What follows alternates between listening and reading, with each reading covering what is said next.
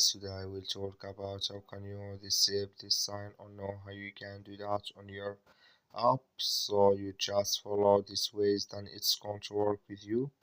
So all you have to do, so you just go down here, you click here on more down here, and you just click here on more. So then it's going to take you to this list. It's going to show for you like this here. So then all you have to do now, just click here on configuration here, just click on it. You come to next step here, then all you have to do, just click here on income category settings here. You come to next step here, you come here to subcategory here.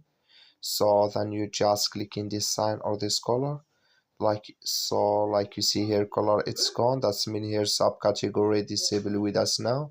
So that's all you have to do. I wish know you I get it. That's all. Thank you for watching.